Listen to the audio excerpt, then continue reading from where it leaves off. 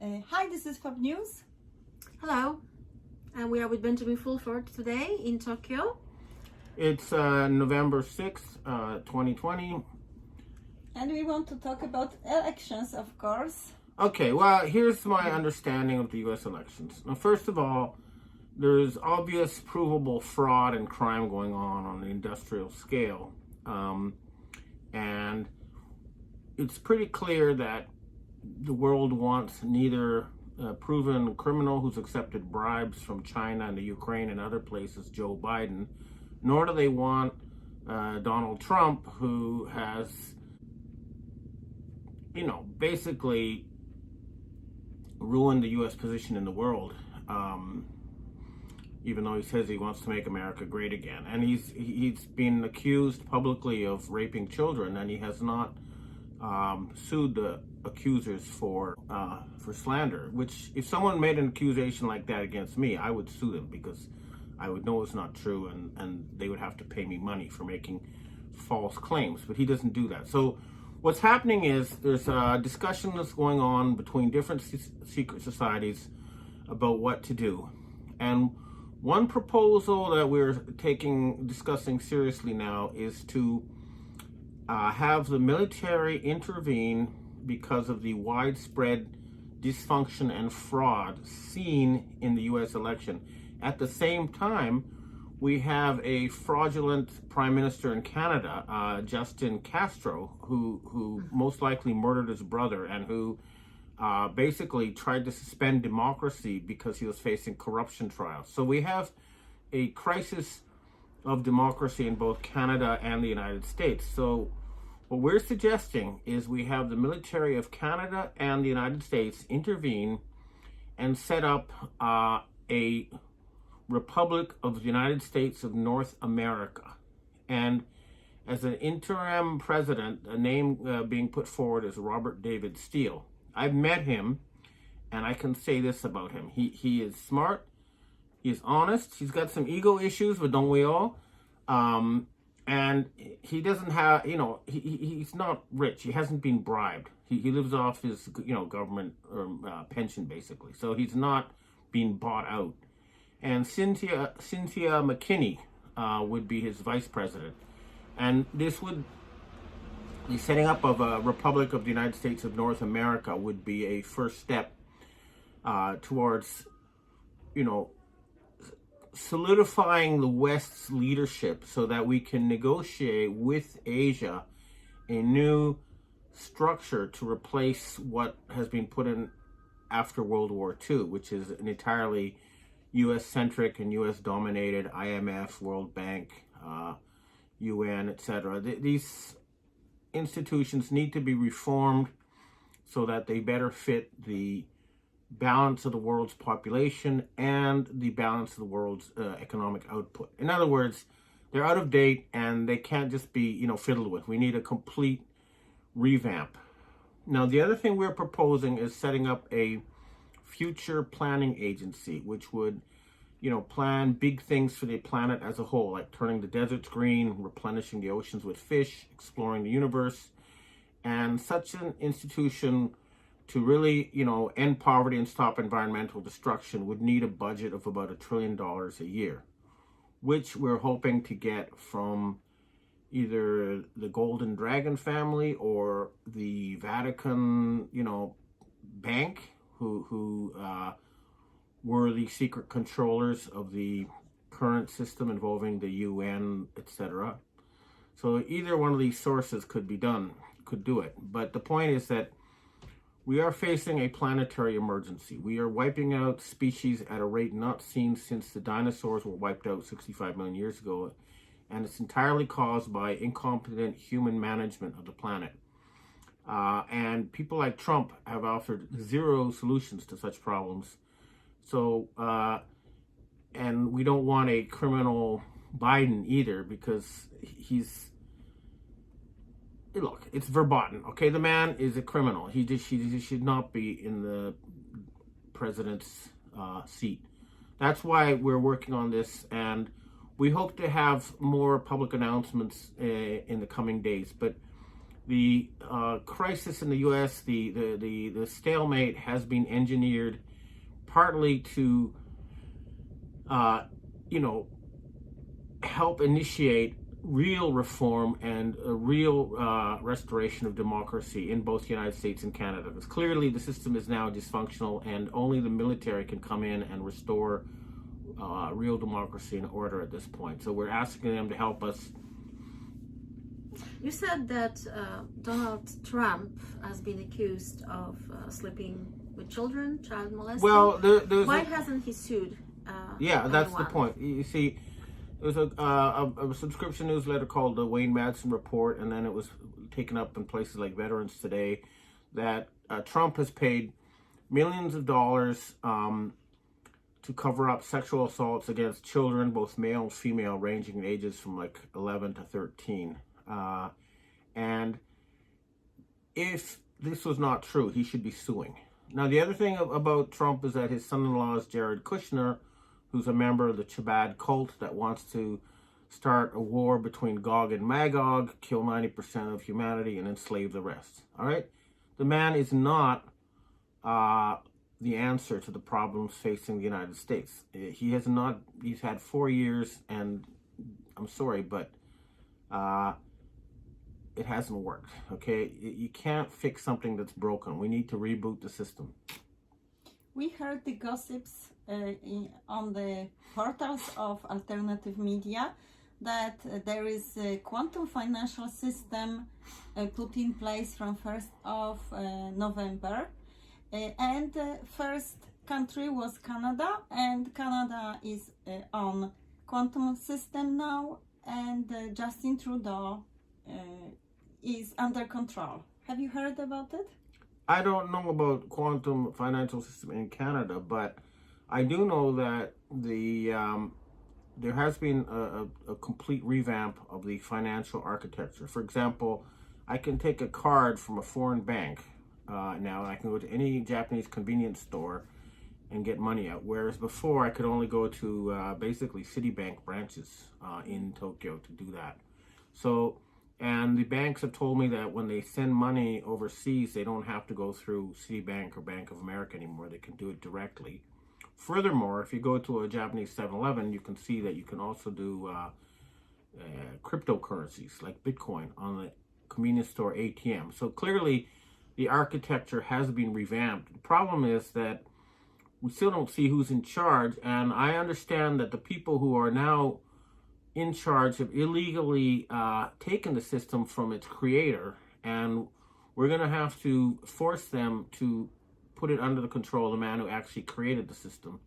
And you guys know who it is, and we know who you are. So, either you hand it over or we come and get you. Because that's a crime. And crime must not go unpunished.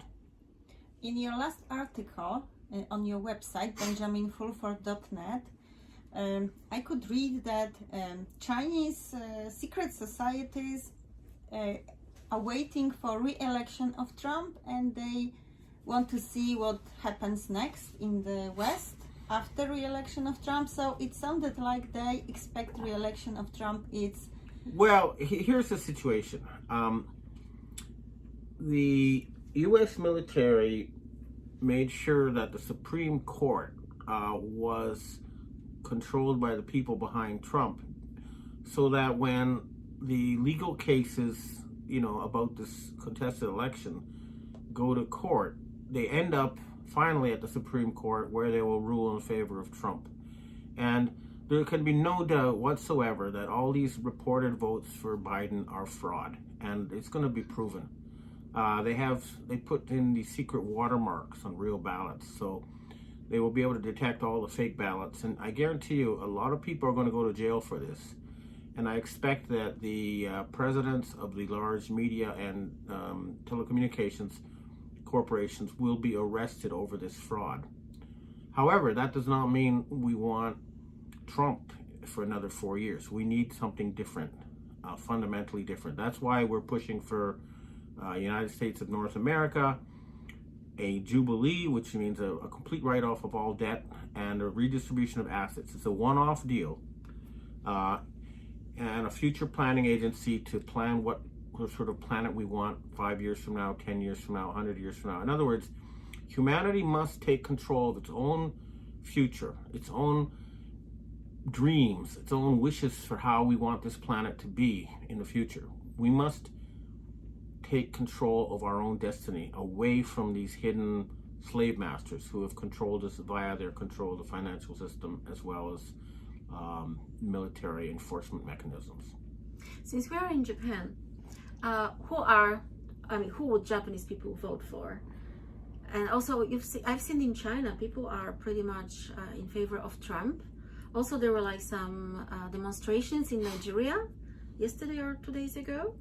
So despite that he's being described as a racist, in Nigeria, they're supporting Trump. They have those parades of Nigerian people. I believe in other African countries it may be happening as well. So what do the Japanese think? Do they think he's a racist? And no, Chinese, they don't think he's a racist.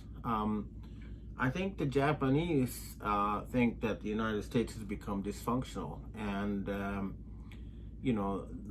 media is trying to push Biden, and a lot of people support Trump. But again, the high-level people realize that it's got to be neither of them.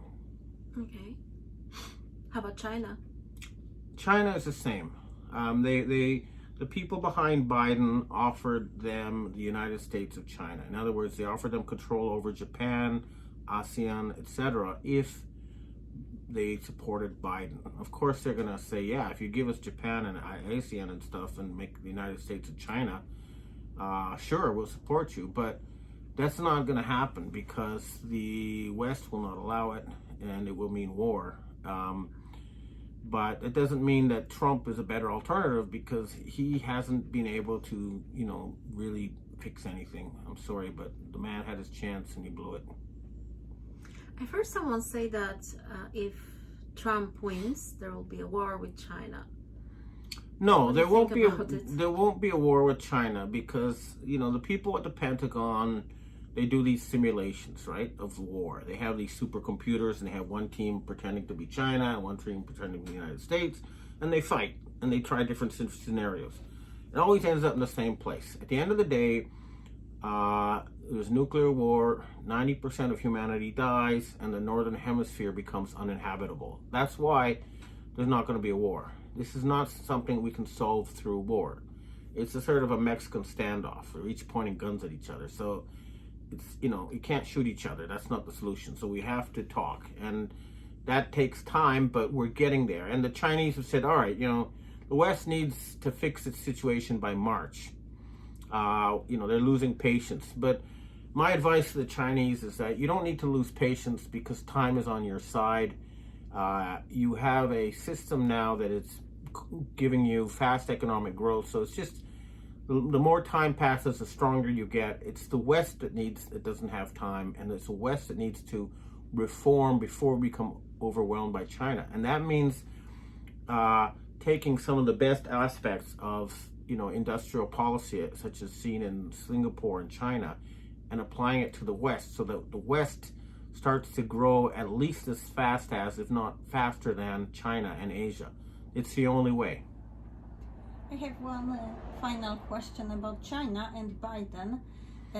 Biden's crimes are portrayed as him working with Chinese government, he accepted communist government of China. So he is linked to communist regime, and look, he accepted a bribe from a foreign country to betray his own country. So the man is a traitor. That's the bottom line. Traitors need to be executed. I'm sorry, but that's how I look at it. I agree, but what political power was collaborating with Biden? This would be the families that own the Fortune 500 companies. That would be the Rothschilds and the Rockefellers, these people.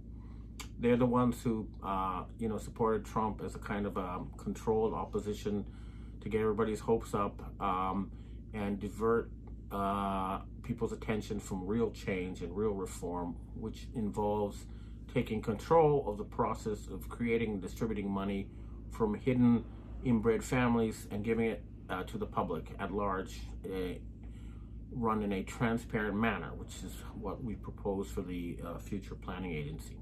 Okay, so the proposal from your standpoint is that we have future planning agency. Future planning agency, the United States of North America, and then a revamp of the UN and all the other international architecture so that it's more accurately reflects the real, population of the planet. So basically, more power has to go to places like India, Africa, Asia, and the West needs to become stronger than before while sharing the planet more fairly with everybody else. Is there any realistic plan, like what political powers can support such agency? Well, we're talking with very high level people, like the people who control the P3 Freemasons. They control the Vatican, which controls the UN and the World Bank and all this kind of stuff. And we're in touch with the British Royals, the British Commonwealth, which is like 2.3 billion people, united in friendship and mutual benefit. And then we got the Asian secret societies. They agree that we need to change how we run the planet and do big stuff. So we have a lot of support, and now it's a question of getting from A to B. And the first step, I think, it would be to have the military come in, announce that democracy has been hijacked by crime groups in Canada and the United States, set up an interim United States of North America with Robert David Steele or someone like him as the interim president, and then negotiate the other stuff with Asia once the West is unified. Okay. I would like to ask you, you mentioned Justin Trudeau Castro, that he killed his brother. Okay, here's what we know. Elaborate on it Sure. a bit? There are pictures of Trudeau's mother, Margaret Sinclair, with Castro holding the young baby Justin, and it looks like he's looking at his own son. And she was in Cuba at the right time to be impregnated there. The other thing is that if you look at pictures of Justin Trudeau, they look literally almost identical to the young Castro. Or there's a letter from Castro's son saying he didn't succeed as much as his brother Justin because he wasn't in Canada. And then we have Justin, he went on a hiking trip with his brother, Michael Trudeau, and only Justin came back. They never found the body. He said he died in an avalanche, but I'm pretty sure that he eliminated his brother to make sure there was no competition for him when he went for the job of prime minister.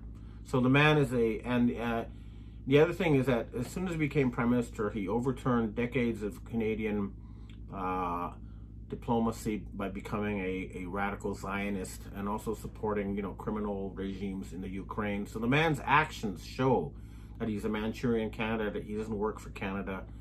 He has foreign masters.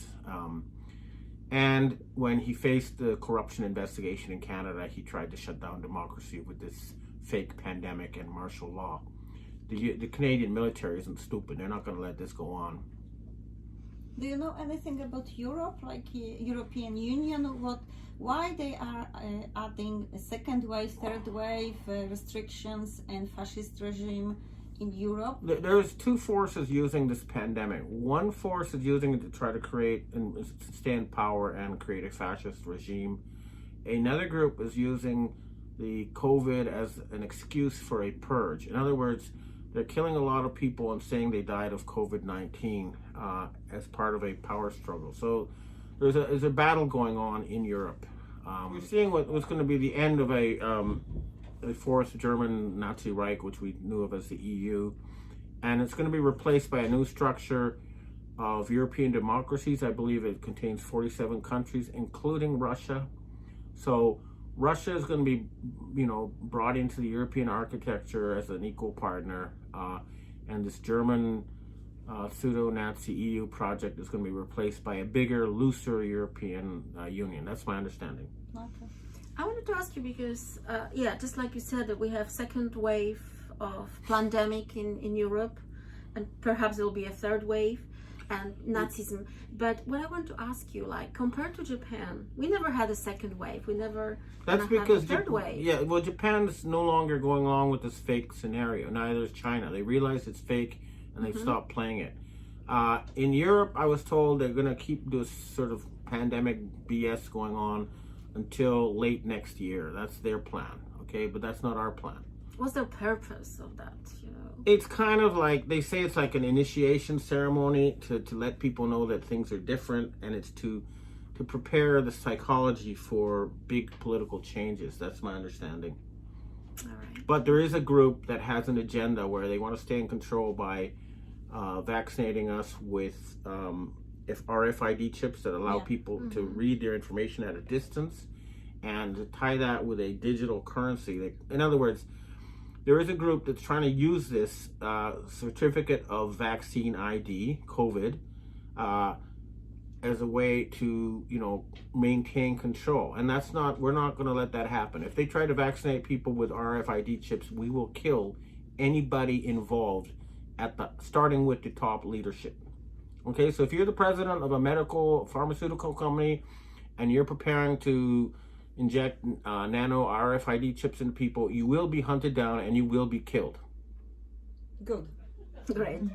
Okay? Okay, Thanks. thank you. Thanks for having us on. Thank you. Bye for now. All right, thanks for tuning in. I hope to see you again next week.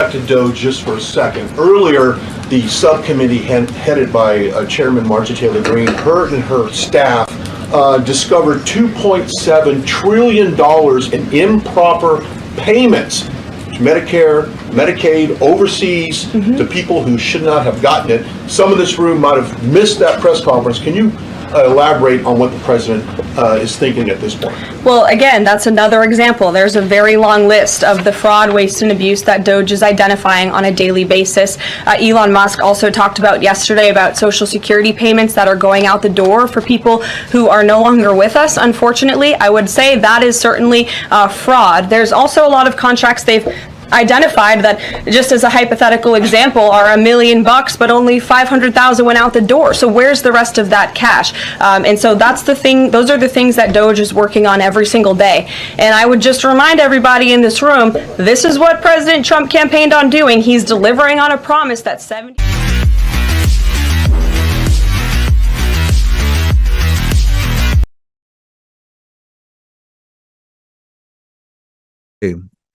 And swear by my name like they taught my people of Israel to swear by Baal. If they do not obey, I will utterly pluck up and destroy that nation.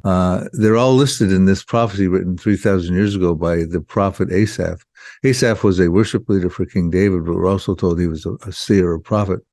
2 Chronicles 29, verse 30. And he, at a time when Israel was, had won, the Arab peoples had, over the diaspora, had gone into the promised land of Israel. It was called Palestine in 135 AD. It was renamed Palestine. Never was really a country. It was always loosely defined borders, depending on whoever controlled the area. But it was called Palestine, and then in 1948, it became Israel. And so he was saying, I'm going to pluck out the evil neighbors from what is now going to be called Israel, put them back in their ancient homelands.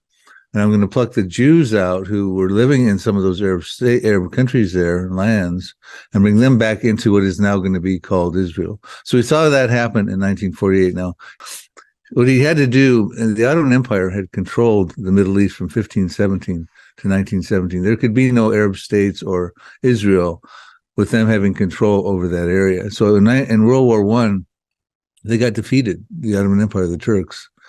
And all of a sudden we find in the 20th century, the Arabs starting to get their states back. So for instance, Egypt was 1922, got its statehood. Saudi Arabia and Iraq were 1932.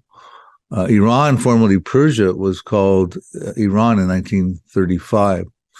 Lebanon, 1943, Jordan and Syria, 1946, and then along comes Israel, 1948. So we see that they're all listed in this prophecy written 3,000 years ago by the prophet Asaph.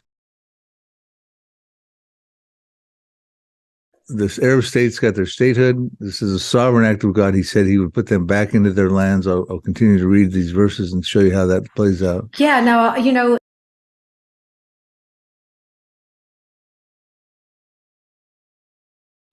All right, thanks for tuning in, and I hope to see you again next week.